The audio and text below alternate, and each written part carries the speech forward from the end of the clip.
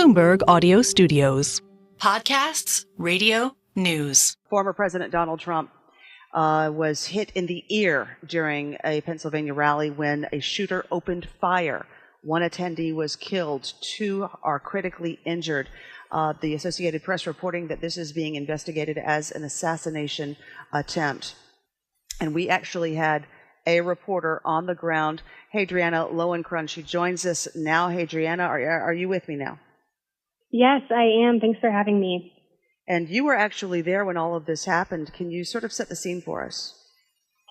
Sure. I mean, it's important to note that former President Donald Trump started at around 6 o'clock. It was originally supposed to have started at 5. People come hours in advance. They're waiting outside. It's extremely hot. You know, there's water being passed around left and right. So there's a lot of anticipation, and it's a very big crowd, and everyone's close together. And so a couple minutes in, 15 or so minutes in, at around 6:15, he's in the middle of speaking, and all of a sudden you hear what sounds like a gunshot. You're not entirely sure. People have heard fireworks before, but not everyone has heard gunshots before. There was screaming. Everyone immediately ducked down. There was just so much chaos that people couldn't even kind of figure out what was going on. Obviously, as we know, the former president was immediately rushed off the stage after grabbing his ear. There was blood. And I was actually around a lot of the attendees who were running, a lot of them with kids, grabbing the kids. Some others kind of milled around. They weren't sure. Would he come back? Everyone was just kind of in a state of confusion and chaos. So it really was a sight. Adriana, I understand that there were metal detectors there.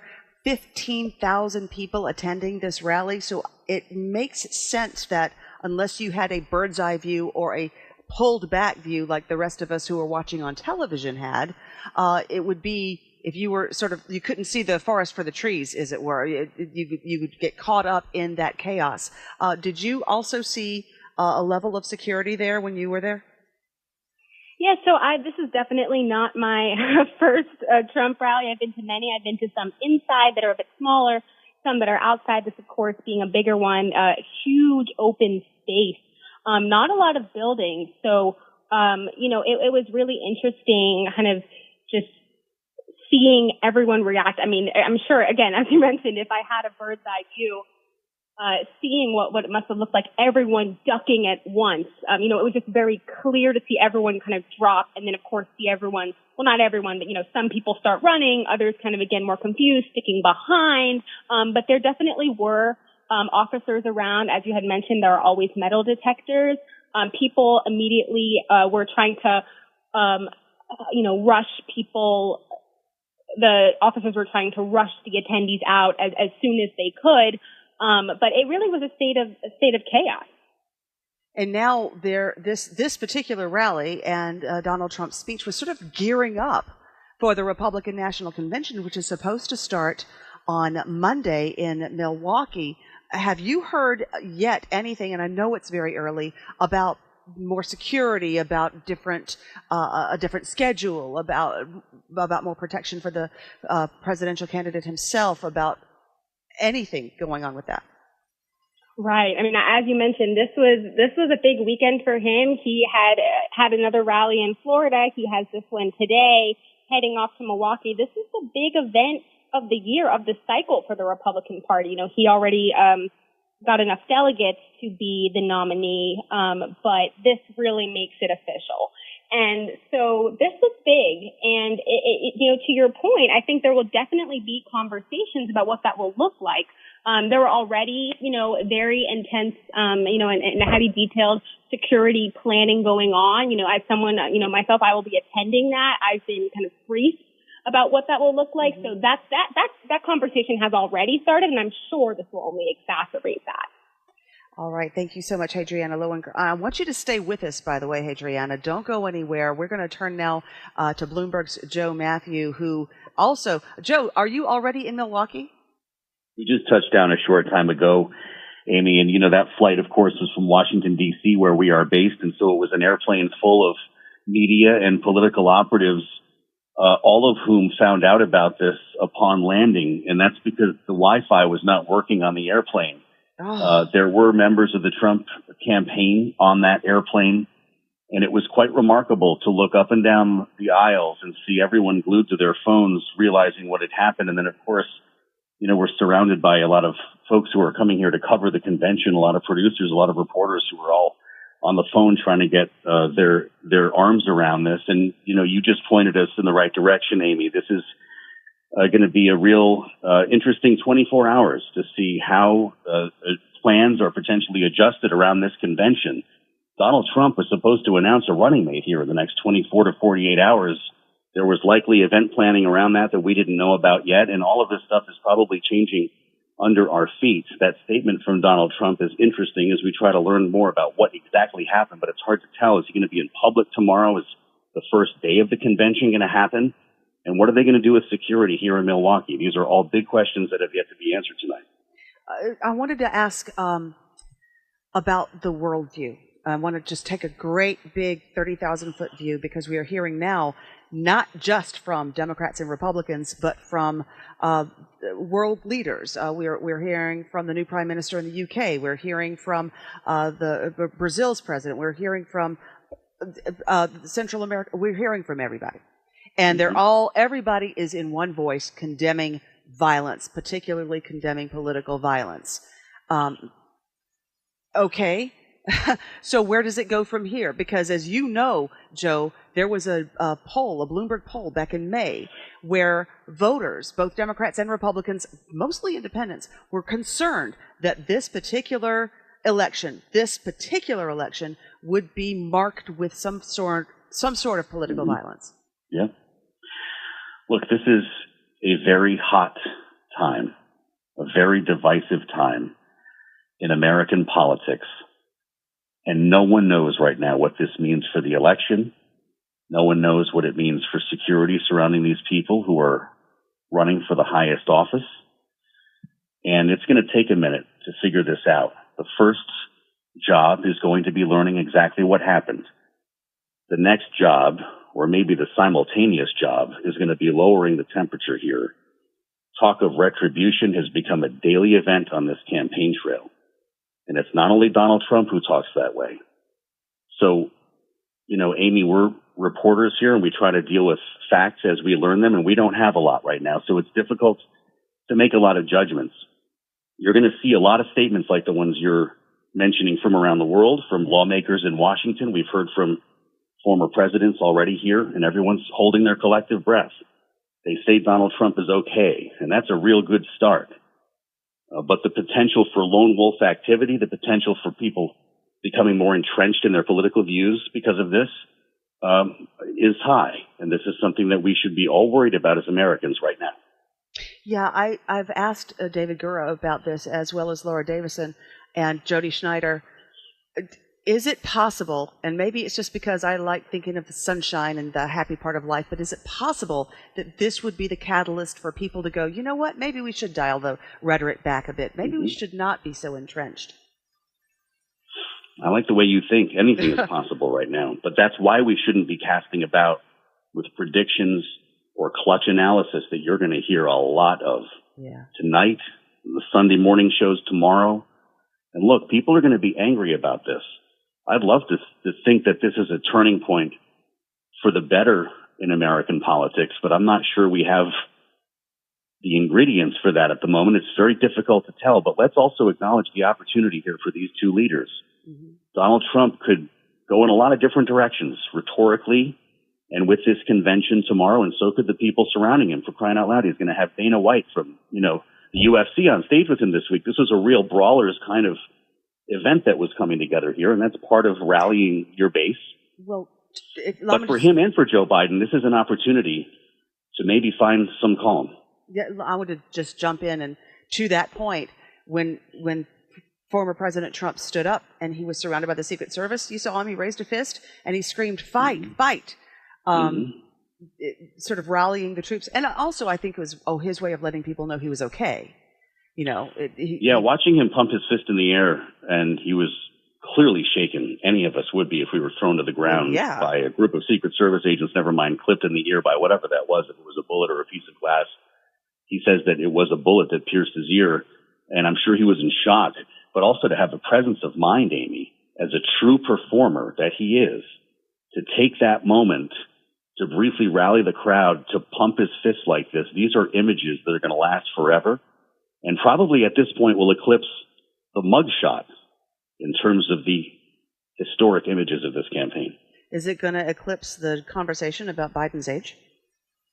Well, that's a great question. I'm not sure anything can right now. I mean, just consider the dual storylines that we're looking at suddenly on both sides of this campaign. Thank God he was not hurt more than he was. But these are, to your words earlier, uncharted times. Joe, I'm going to ask you to stay right there. We've got Rick Davis, Bloomberg Politics contributor, joining us now. And Rick, I wanted to jump on the line with you and ask about the campaign, where things go from here. We know that the Biden campaign has stopped their outgoing communications. They've stopped the commercials. They pulled all their television commercials, and I presume some of their radio commercials as well, at least for the time being. That seems like the appropriate move. What do you think about that? Sure, I think that makes total sense. Most of their ads right now were targeting, Donald Trump negative campaign ads. Totally inappropriate to have those up on the air, in a moment of crisis right now, and I say that from a political perspective. This really does have a significant impact on the political mood of the country. We haven't seen this kind of assault, assassination attempt on a political figure at this level in a long time. Most people have grown up in a relatively benign environment. We talk a lot about political violence. It's been cropping up. But now we've seen it, firsthand. And by tomorrow morning, people will be waking up profoundly impacted by this. And I think that it's the right thing for the Biden campaign to have suspended their campaign in essence and focus on the health and well-being of the former president and ensuring that we can, keep the mood of the country calm and focus on the issues that bring us together, not those that divide us. Rick, you have some experience with the Republican convention. I believe you were heavily involved in 2008. What's the next step for them? What's the direction that they can take at this point? Yeah, I've been to every Republican convention since 1976, and ran a couple of them. So this is going to have an impact on a lot of different things. Obviously, there was a very choreographed plan to announce the vice president over the course of the next 48 hours. And obviously, the president's condition is number one. And will he get back on track with his existing schedule as a lead up to showing up at the convention on Monday? But, just to remind people listening, there's supposed to be a roll call vote on Monday with both Donald Trump and his vice presidential nominee. And right now, we don't know who that is. And the question is, does this impact even the schedule at the convention based on the president's, availability? He may change his mind on how he wants to approach the entrance to this convention based on what's just happened to him. Let's look ahead also at the Democratic National Convention. We've been focusing so much on the Republican National Convention because it's right around the corner, and this speech was his lead up to that. But the Democratic National Convention is in August, and all eyes were on that because of the controversy over President Biden's age and mental acuity and whether he would be challenged at this convention. Do you expect any of the focus to shift because of this?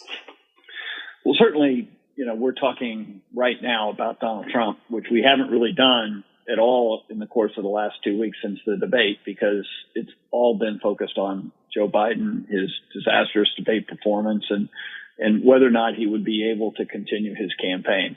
This will take Joe Biden out of the limelight. This will be focused on Donald Trump for the next week, and appropriately so, even regardless of this incident today. This is his convention. He's one of the very few in history of our country to have achieved what he's achieved by becoming the nominee of his party after having already served the president's full term and then skipped one. So it was already set up to be a historic event by any stretch of the imagination politically. And now personally, every delegate who is planning to come to the convention this week, is saying a prayer for Donald Trump and his family right now to ensure his safety and speedy recovery, whatever kind that may be. And so all the plans the Democrats were making about what attacks they were going to make on Donald Trump, what were they going to be doing, all that's been blown open. Having done this many times 6 months ago, they were nailing their program down at the Democratic committee, saying, here are the speakers we're going to want to have, here are the themes we're going to want to talk about. They were all based on the campaign that existed before today. That campaign is now going to have to be reevaluated from top to bottom. I cannot imagine a scenario where Joe Biden goes back on the road after this week's Republican convention and attacks Donald Trump. It's just not going to seem the right tone for a campaign that's been affected by this assassination attempt. Joe, if you're still with me, I'd like to turn to you and ask you a couple of questions, if I could. We're now learning that Bill Ackman says he has just endorsed Donald Trump for president. Now, this is not a shocker. We kind of saw this coming. But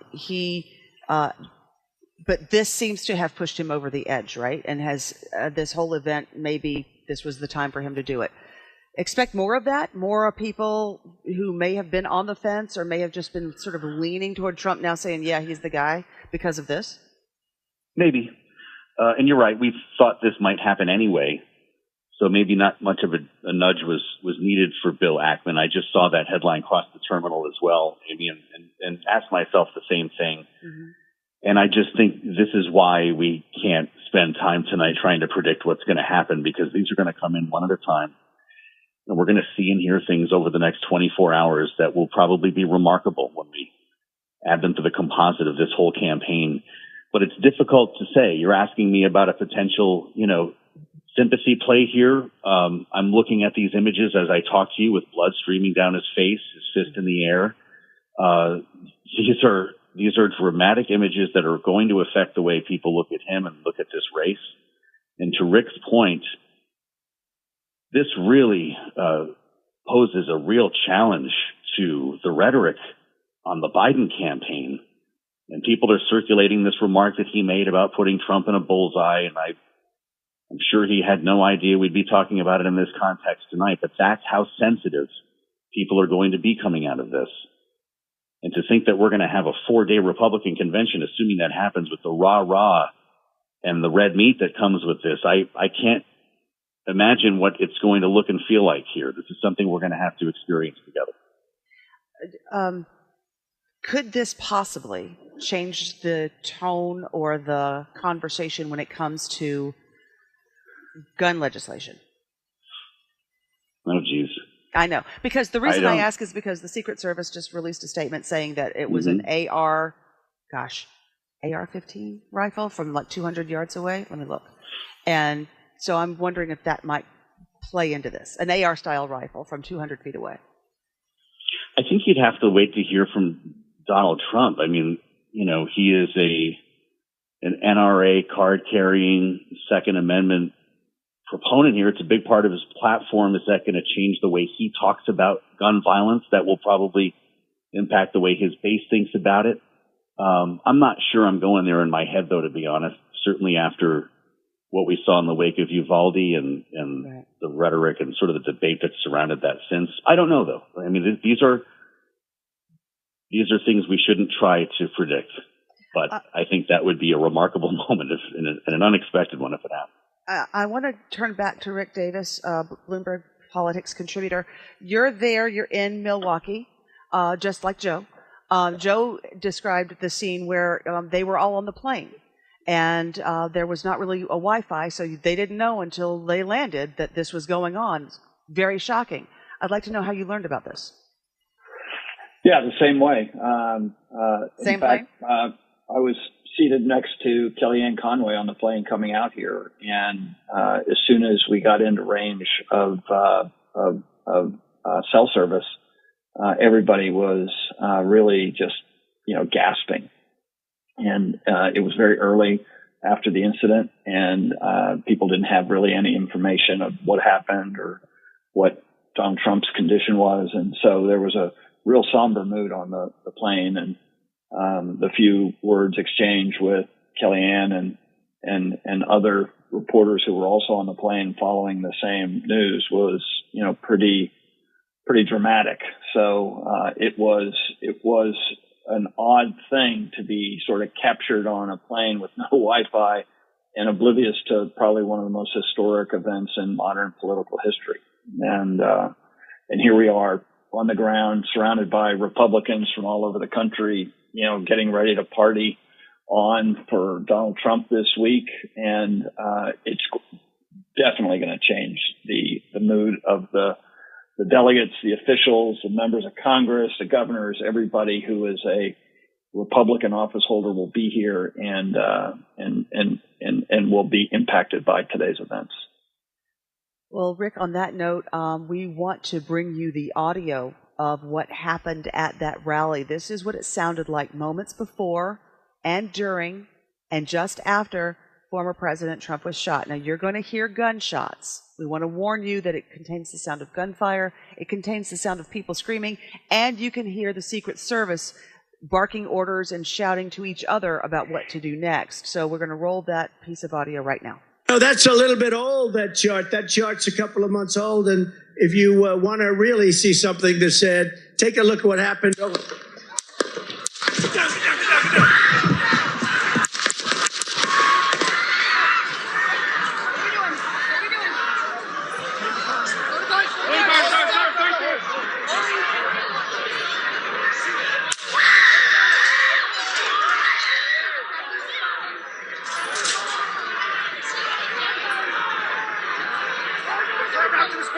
Move to spare. Hold. When you're ready. On you. Ready? Move. Up. Move. Go.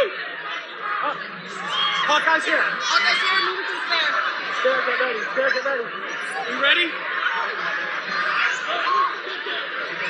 Shooter's down. Shooter's down. Are we good? Shooter's down. Shooter's down. Are we good to move? Shooter's down. We're good to move. We're clear. Let's move. Let's move. We're clear.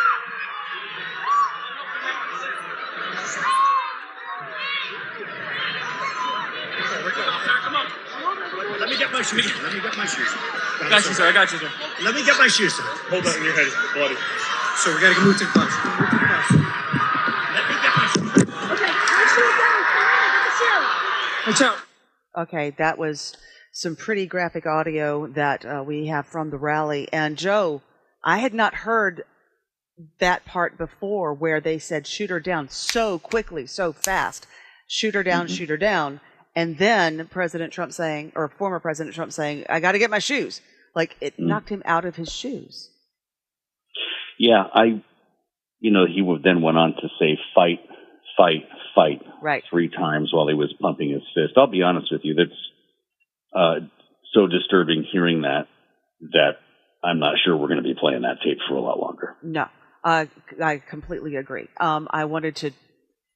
Yes, you're absolutely right. It's very chilling. It's disturbing. And that it happened during a campaign rally, Rick, somehow makes it all seem so much worse. Yeah, and what you couldn't hear or see is the presence of mind of President Trump, who once they got him to his feet and headed to the car, and of course at that point nobody knows what his condition is. Recall, I was in the White House with Ronald Reagan when he got shot. He got stuffed into the Secret Service car. Nobody had any clue whether he'd actually been shot or what had happened to him. It was very reminiscent of that episode. But he stood up, President Trump, and as Joe remarked, thrusting his fist into the air, saying fight, fight, fight. And what you don't hear right after that clip is the crowd breaking into a chant for USA. Yes. So, they had their own way of sending Trump off, in a way that I think is going to be emblematic of how his base feels about this incident.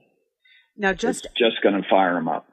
Just after the shooting, we were already saying, well, the White House needs to release a statement. Somebody needs to say something. I mean, we need the president to seem presidential.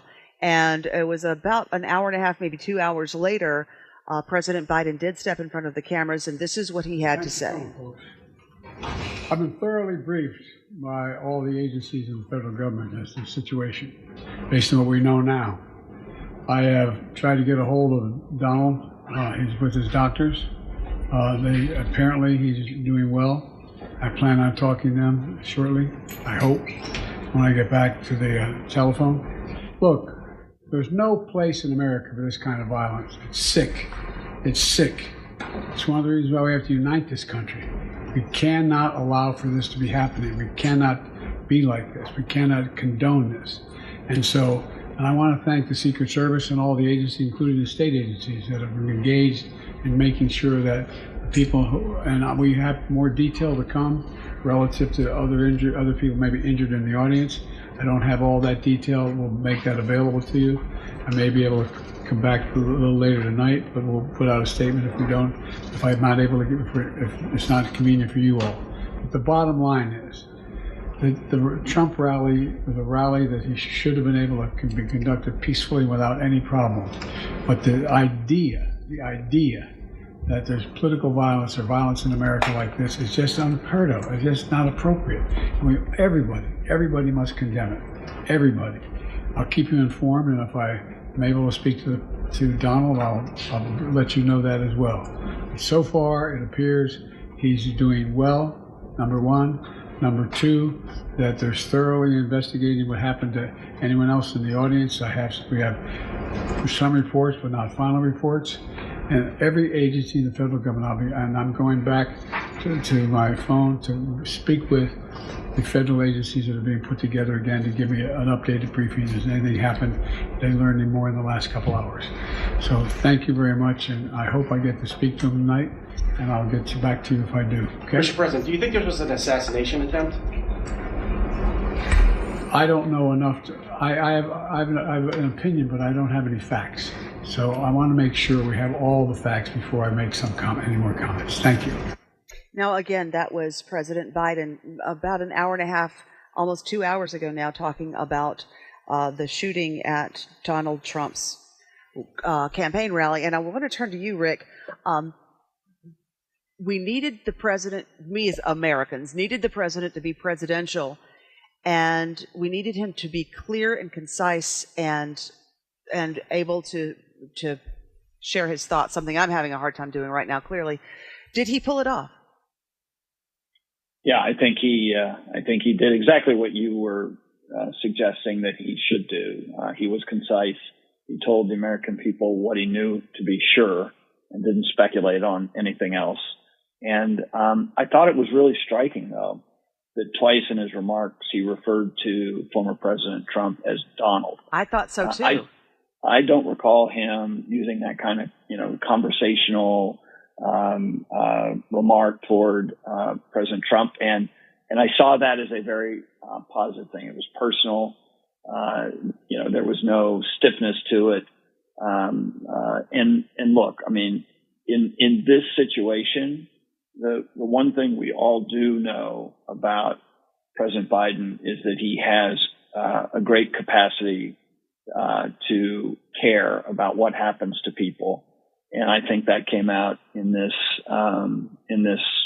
press briefing. He didn't sound like the guy who has been battling Donald Trump for the last 2 years, if not for the last decade, and sounded deeply concerned about his well-being, and registered the appropriate amount of disgust with what occurred, and the commitment that they'll do everything they can as our government to ensure that doesn't happen again. So yeah, I think he did the right thing, and I hope that kind of tone and tenor goes beyond today's press briefing and can create a more benign environment in the politics that we have also.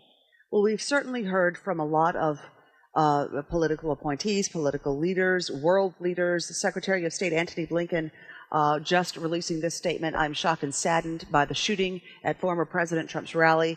Grateful that he is safe. And as POTUS has said, as Biden said, there is no place for political violence in America, and we must all condemn it."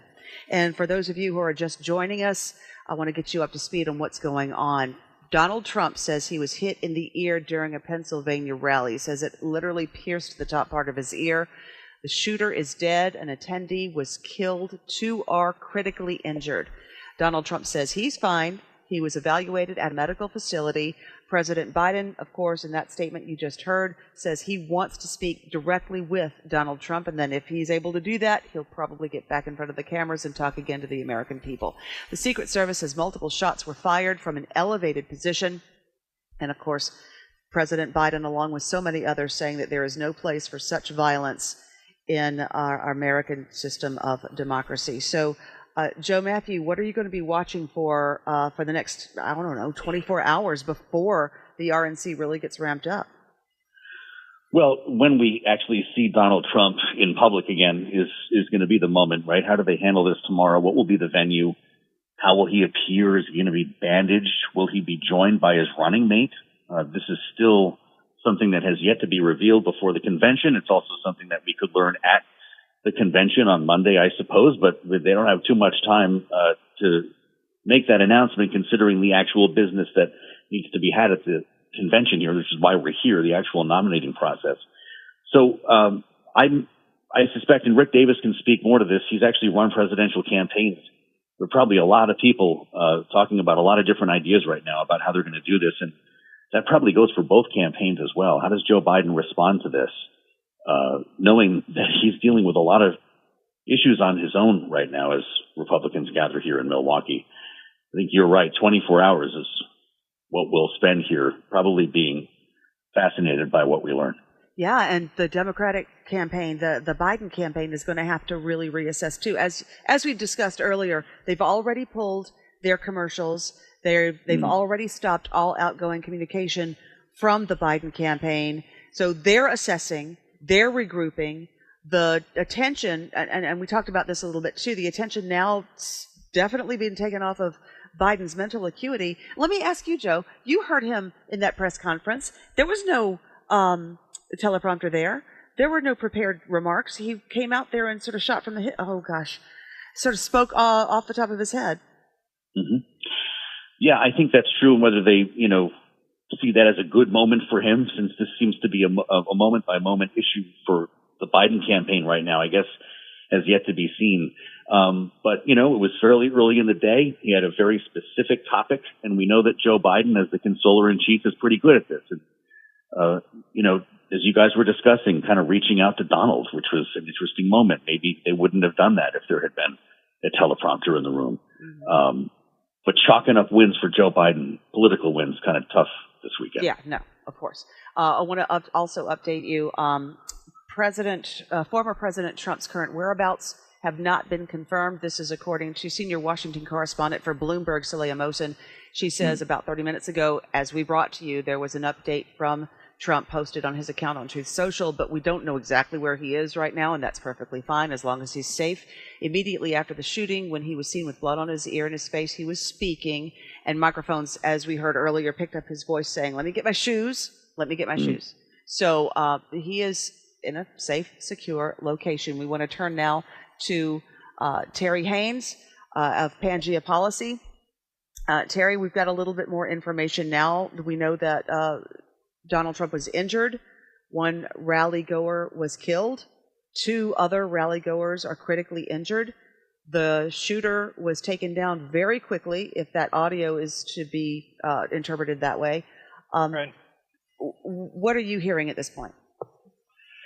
Well, I'm hearing and looking at all the same things you're looking at. Frankly,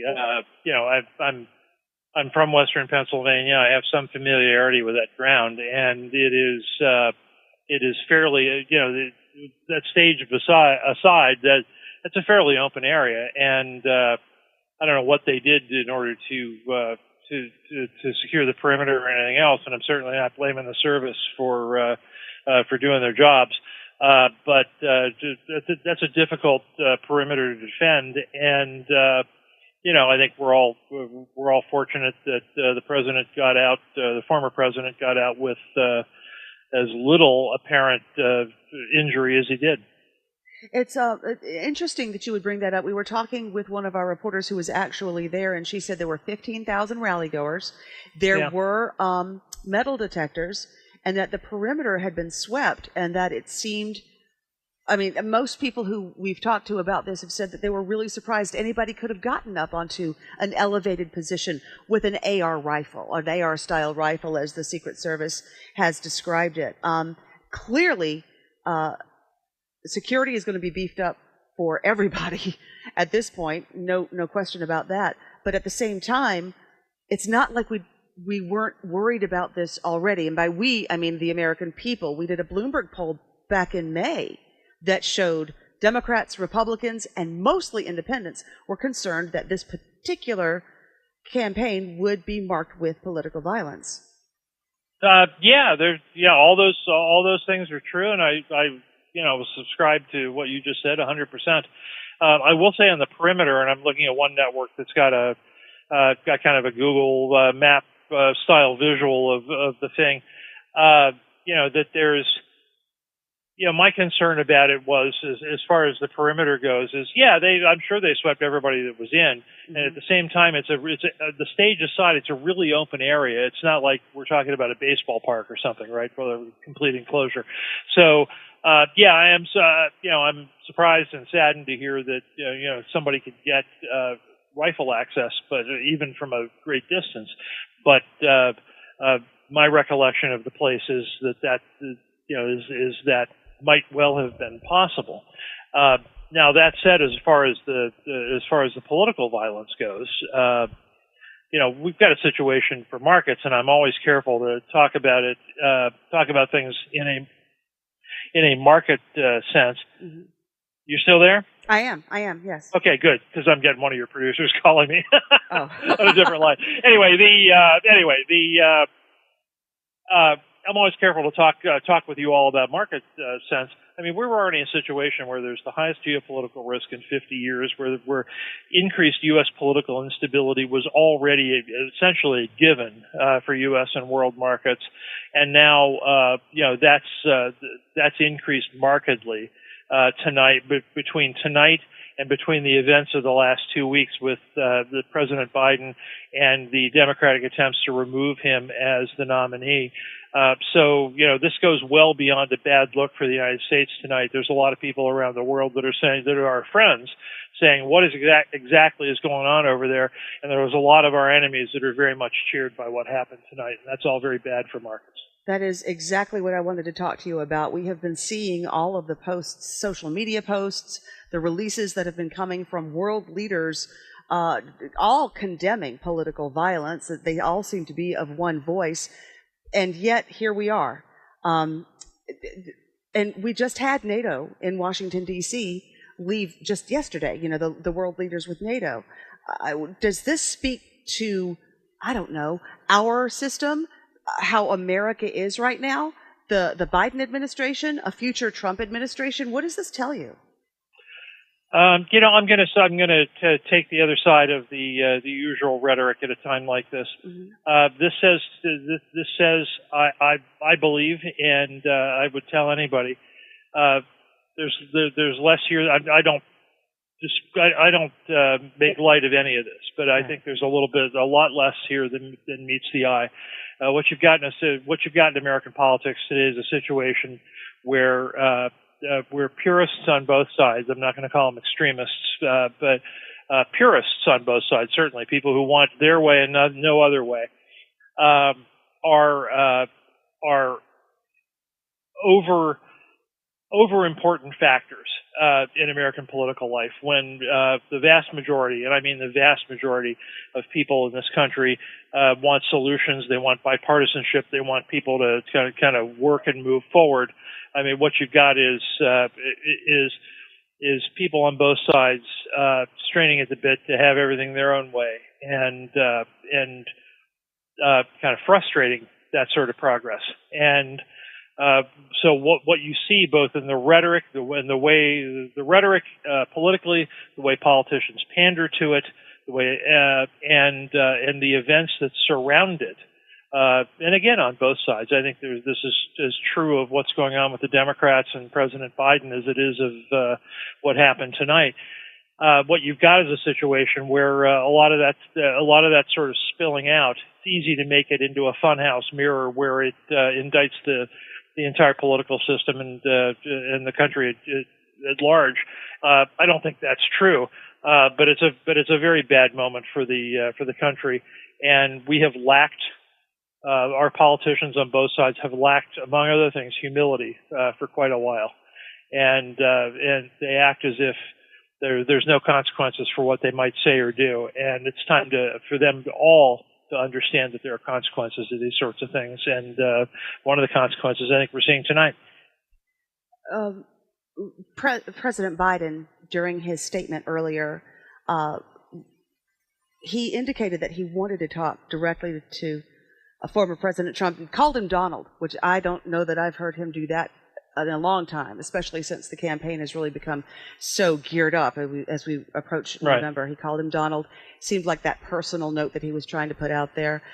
If you're President Biden, what could you possibly say? I think you say, I'm sorry that this happened to you. I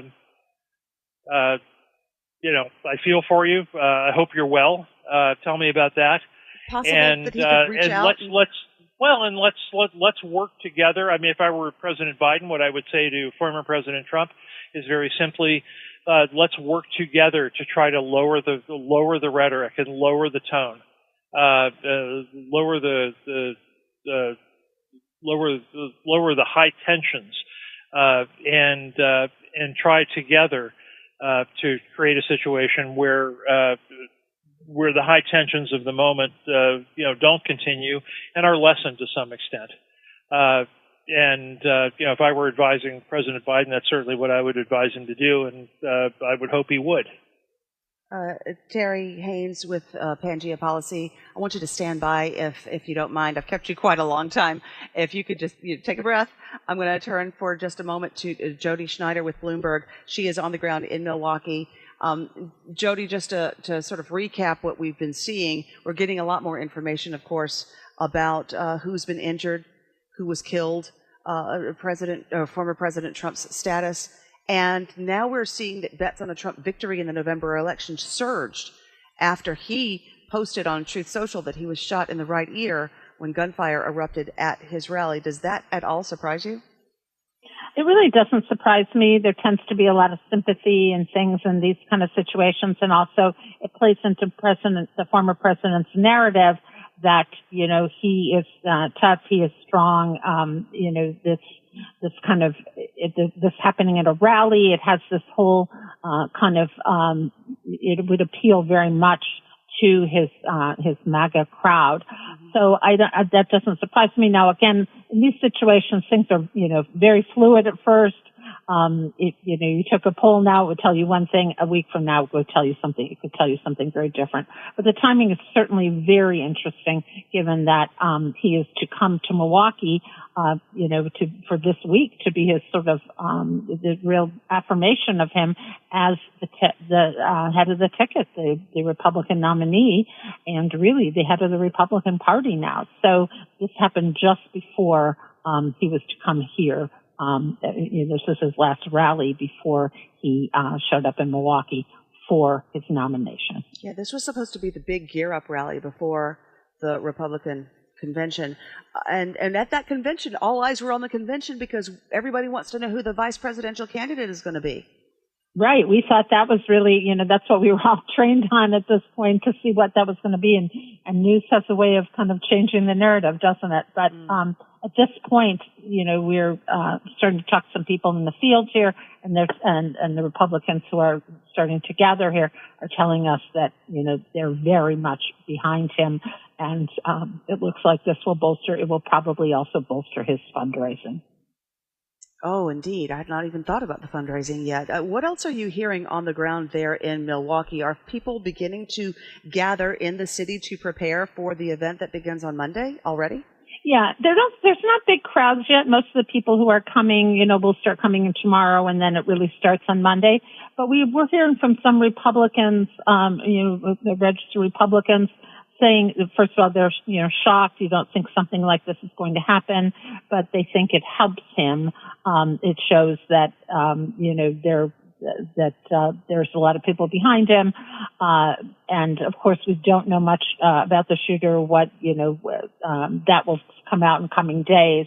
But at this point, I think what the themes that we're hearing this early on, and it is early on, it's only hours since this happened, is a lot of support for the former president, and also the current president and others, lawmakers in Capitol Hill, Democrats and Republicans both, giving their support, saying this should not be happening, condemning this kind of political violence. We heard from President Biden, came to the camera, made a statement, and had also sent a statement and said he was reaching out to the former president, when he would hope to speak to him this evening. Yeah, I wanted to talk to you about President Biden's statement. We have been so focused on his age and his mental acuity over the past couple of weeks, but he came out and made that statement.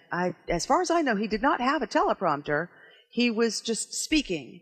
Whether it was extemporaneously or not, I do not know.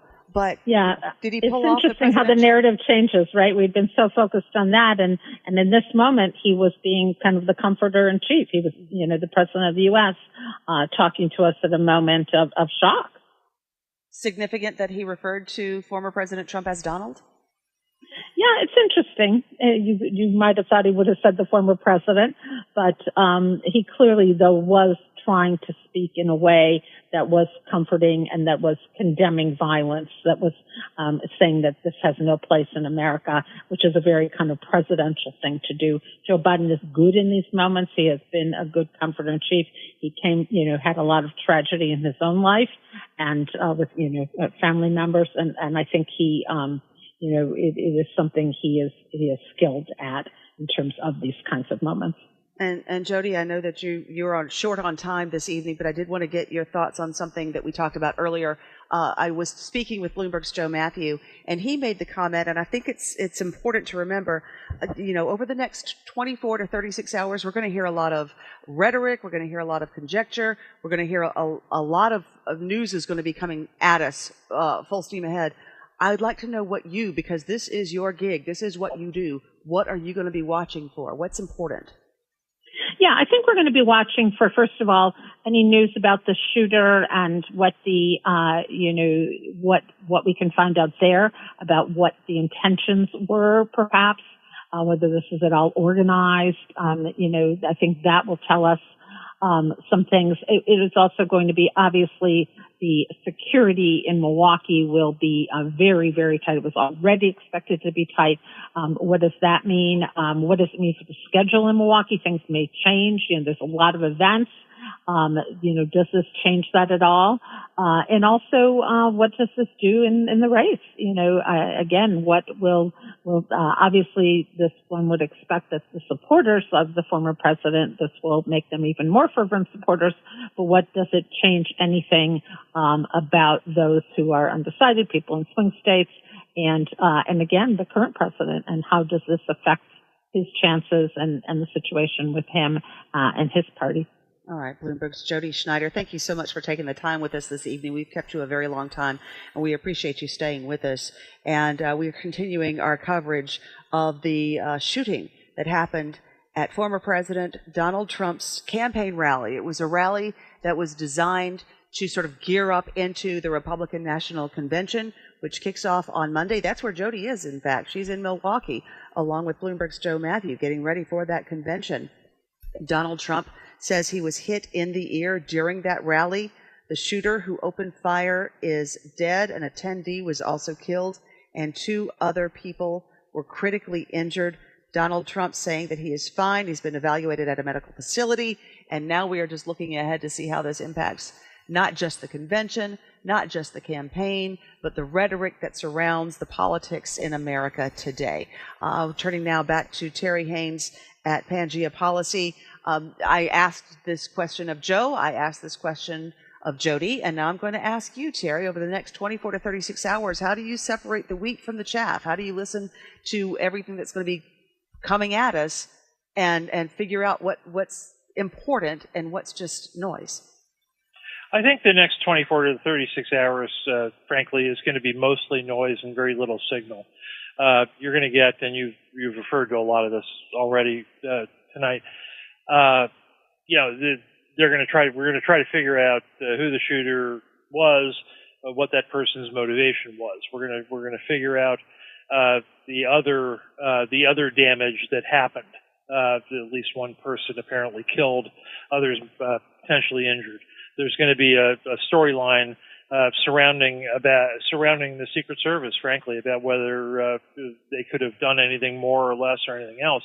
Aside from that, what you're going to get is Trump going to the convention in Milwaukee, and what I would be looking for, frankly, is whether Trump takes this as kind of a business as usual moment or as kind of a triumphalist moment. We've seen Trump as a politician over the last decade, and a lot of what his reactions to events have been in the past would lead people to a conclusion that he's going to be triumphalist, and the convention tone will get even shriller and shrill, even more shrill than it is right now. He'd be wise, though, I think, and I'd watch this, wise to take a little bit more presidential tone and do things to try to lessen the rhetoric. Provide a performance very similar to that which he did in the debate, which frankly would have a broader appeal to the rest of the party, which he needs, and independence, which he needs. Because right now, unlike 2016, he's not presiding over a united party, and he's not appealing to the majority of independents. He needs to do that. He can't do that by ramping up further the rhetoric of us versus them. He can do that by being a little bit more presidential. We do have a statement from the Trump campaign and the Republican National Committee. I would like to read it to you and get your thoughts. As was communicated earlier this evening, President Trump is doing well and grateful to law enforcement and first responders for their fast action. President Trump looks forward to joining you all in Milwaukee as we proceed with our convention to nominate him to serve as the 47th President of the United States. As our party's nominee, President Trump will continue to share his vision to make America great again. So we're hearing from the campaign, but it seems very vanilla. He's okay. He's going to be here. He's grateful. Let's move on. That's what it sounds like. Am I wrong? Yeah. No, you're right. And, vanilla is underrated as a great flavor in politics. And they need to put shorter what I did longer a minute ago. They need a little more vanilla. There's plenty of spice in their candidate. There's plenty of spice in their campaign. They need a little more vanilla. And, like that great Julie Andrews character had it, a spoonful of sugar makes the medicine go down. Mm-hmm. And they need a little more of that. So that might be the beginning of, be the beginning of what I'm suggesting. Now, there is this thought, and you would be able to speak to this better than anyone, I think, that we don't dismiss this. This was very, very serious, but the candidate's okay. Let's move forward. Let's try to do business as usual, maybe with a little rah-rah, I survived an assassination attempt, sort of like, this happened to me. I made it through. I'm strong. I'm tough. Let's keep going. There's also the school of thought that they could make a bigger deal out of it and use it to, not use it, but speak to the divisive rhetoric in this country. Like, what should a campaign do when something like this happens? Do you move forward and try to dismiss it, at least somewhat, or do you use it? Well, you use it regardless, but what I would suggest is that is maybe a little counterintuitive to people. You use it in this way. People already understand. I mean, everybody in the country understands what happened. They understand it's a big deal. They understand that Trump just had a brush with death, and I don't think that's too much to say. He did. But I think the last thing you need to do is stand on a soapbox and yell all those things. You take them in, you embody them, but you say, look, let's go forward. This only shows how important the issues that we're fighting for are, frankly, what we need to do. And the political twist on this, I think, is that you say that you are the candidate best able, frankly, to move past this moment in politics and do what needs to be done and express how it needs to be done. It is a symptom, I would say, that they should say. This is a symptom of the very kinds of things we need to do to change not just the tone of the debate in the country, but actually kind of move the country forward. You put the other side on the back foot without overtly appearing to do it, and I think that's the tactic that works best with people. I would not suggest, just to be really clear, I would not suggest that we're in a situation that we would be with almost any other Republican, where Biden's difficulties over the last 2 weeks mean that there is a leakage that goes directly from Biden to the other side. There is a huge resistance by people, even that are marginally for Biden, to voting for Trump. So you're not going to, if you're Trump and you understand that and you know it, and I do think they do, the last thing you're going to do, the last thing that's going to be beneficial to you politically is overdoing it on the politics, overdoing it on the we battle at the gates of the Lord sort of thing, and this is this just shows how wonderful and pure we all are, and how terrific all this is, and how important this is. You don't need to say any of that. You need to actually disassociate yourself from that and just say, we're the best position to move forward here, and I'm offering my hand to people who want to change the country for the better, and I think he gets much more political benefit out of that than getting shrill. One last question before we let you go, Terry. The Biden campaign, they have a fine line that they have to walk. Well, they have a very fine line they have to walk. I think the president, in terms of, politics is a hard business and it's cold business. And the hard and cold part of this is that the president gets to demonstrate his sentience, the fact that he's there, he's with it, and that he's, responding to this tragedy and dealing with it affirmatively. And he gets to use that. So I think you'll see a lot more out of the White House. I don't think Biden's statement is a one-off. I think you'll see a lot more out of the White House over the next 24, 48, 72 hours about this.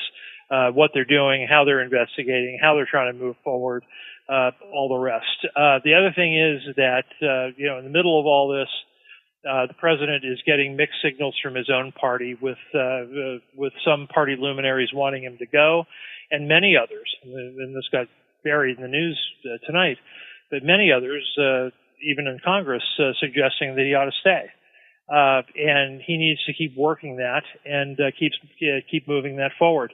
He is breaking a big convention in this week by having press interviews, including Monday night with NBC, and I expect him to keep breaking those norms over the week. But he needs to keep, without respect to Trump, he needs to keep showing that he's up to the job. And if he does that, and in part by dealing with this assassination attempt, that best helps him.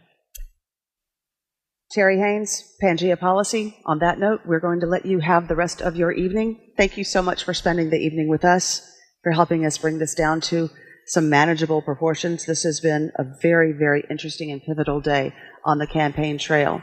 And we thank our audience for staying with us throughout this after former President Donald Trump says he was hit in the ear during a Pennsylvania rally when a shooter opened fire. That shooter now dead. An attendee of that rally also killed.